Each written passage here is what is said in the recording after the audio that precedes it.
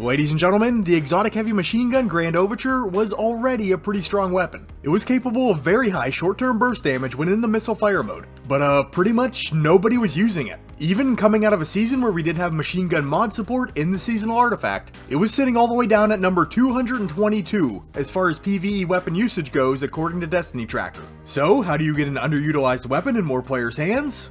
Give it a damage buff, which is exactly what Bungie did. Before we take a look at that though, just a real quick rundown of the weapon for those who are unfamiliar with the gun. Grand Overture is an exotic arc heavy machine gun firing at 100 rounds per minute with 20 rounds in the magazine. The range stats maxed out at 100, the 100 stability is exceptional for the weapon class, the reload speed at 60 and the catalyst boosted handling at 56 are both respectable, but the aim assist, recoil direction, and airborne effectiveness are more on the average side. The intrinsic traits: Wrath of the Colossus. This is a heavy slug launcher that has a brief charge-up period before firing in full auto while the trigger is held. The exotic perk is Omega Strike. You land hits with the slug launcher to stock up missiles for the weapon. Whenever you feel compelled, you can hold reload to swap fire modes and then fire these missiles off. For the exotic catalyst, once you have it unlocked, as we already saw, it does add 20 to the weapon's handling, but also missile explosions will blind combatants, and enemies defeated by the missile impacts will explode. And a few general functionality points to touch on before we hop into the damage numbers. In its base fire mode, Grand Overture has about a 0.8 second charge up time before it begins to fire. These slug rounds are projectile based, have travel time, and do not land for crits. But they do seem to have a fairly generous hitbox. Each one of these slugs that land will load one missile into the weapon, which you can see on the left side of your screen. The maximum missile count is 20. So if you land every shot in one magazine in the weapon's base fire mode, you will max out your missile count. And these missiles are more or less treated like a completely separate magazine. They're bought and paid for once they're loaded into the weapon. So even if you completely run out of heavy ammo, as long as you had missiles stocked up, you'll still be able to fire them off. Holding reload swaps to the missile fire mode, and if you tap the trigger, 5 missiles will fire off in a burst. Hold the trigger down and the weapon will quickly disperse all of the stocked up missiles. For the reload speeds, you're looking at about 4.6 seconds for the weapon to be physically reloaded, but to actually fire a round, you're looking at 5.4 seconds because of that initial charge up time. But with a single machine gun loader mod equipped, the time to reload and fire the weapon can be cut to 4.53 seconds. For the ammo reserves, you can carry up to 60 total rounds, and this cannot be boosted up any higher by applying machine gun reserves mods. Now onto the damage numbers, and if you caught my Xenophage video, I'm going to approach this in the same manner. I'm going to run you 2 different sets.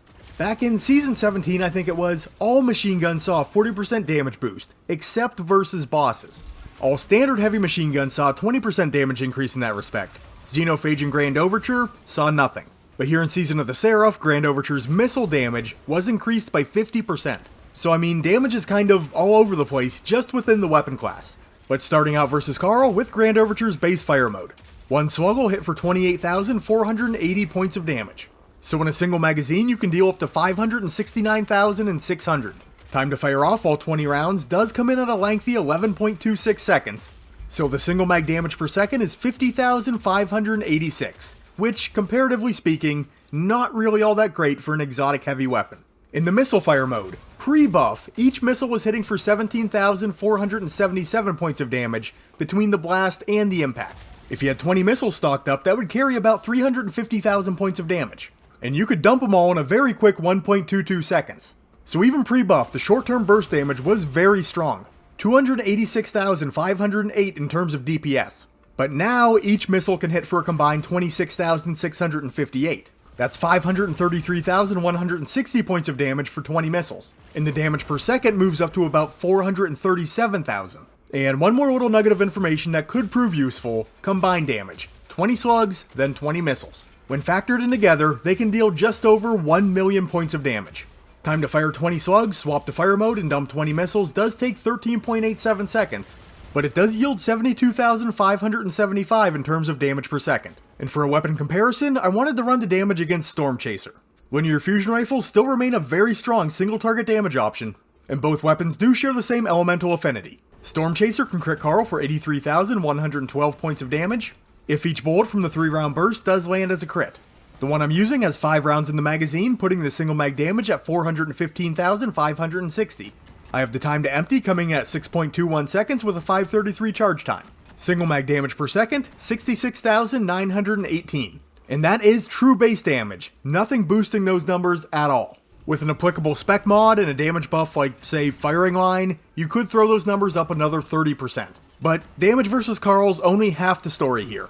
If we move over to a true boss tier enemy, Grand Overture does lose about 36% of its damage across the board. Base fire mode slugs are registering 18,276, maximum single mag damage drops to 365,580, and the single mag damage per second slips to 32,467. And then currently, each missile is hitting for 17,111, losing about 9,500 points of damage apiece versus a boss tier enemy. And it still is very good short-term burst damage, coming in at just over 280,000 in terms of DPS, but that is about 156,000 less than we were seeing against a major target. And in terms of the combined damage with missiles and slugs, the DPS isn't exceptional at 51,000. The total damage output is still very high, at over 700,000. And if you do have all 60 rounds piled up in reserves, that is repeatable 3 times, provided you land all your shots. So total damage across all reserves is well over 2 million versus a boss tier enemy. Back to Storm Chaser though, linear fusions only lose 15% of their damage when stepping up to a boss tier enemy. So a 3 crit burst can yield 70,413 points of damage, only down about 13,000 from what we were seeing versus Carl. Maximum single mag damage comes in at 352,065, with the single mag damage per second coming in at 56,693. So just at base, no perks, unmodded, Storm Chaser is outpacing Grand Overture's combined damage per second. So there's a definite push and pull going on here with Grand Overture. I mean, the burst damage from the missiles is exceptional, possibly the best in the game. At least I can't think of any other weapon off the top of my head that can dump that much damage that quickly. Maybe Parasite could hit close to those numbers, but I haven't really done a side-by-side comparison, so I can't say for sure. It's just a huge chunk of damage that deletes nearly any target standing in front of it when you let those missiles rip. And a big selling point is, there's no kill activation required to stack them up. A lot of times you'll see an exotic weapon or an exotic armor piece that can give you a big bump in the damage department, but it requires a kill, or sometimes multiple kills, which can leave you stuck in a true single target damage scenario. Just landing shots with Grand Overture lets you unlock the big damage potential of the weapon. But if you're starting at 0 missiles, building them up can be a lengthy process. With Grand Overture only firing at 100 rounds per minute, the missiles aren't exactly racing into the weapon. That's about 1.5 seconds per missile, provided all your shots are landing. And as we saw in the testing, that base fire mode isn't exactly dealing great damage. Now the slugs can be plenty suitable for your chunkier major targets, but it's not ideal for boss DPS. So you probably need to assess on a case-by-case basis whether it's worth giving up some damage with the base fire mode to build up the rockets, or just bring along a different weapon. The combined slug missile damage cycle can hit some very high numbers as far as total damage is concerned, but it is going to get outclassed in damage per second, especially versus bosses, since it does take nearly 15 seconds to execute the full cycle.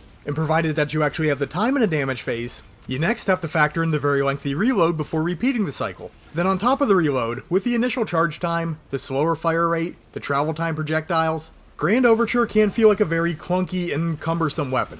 The only thing that it really does fast is dump out those missiles, and that can be a big turnoff for a lot of players, including myself. The gunplay in Destiny has always felt so stinking good. It's probably the #1 thing that keeps me coming back for more.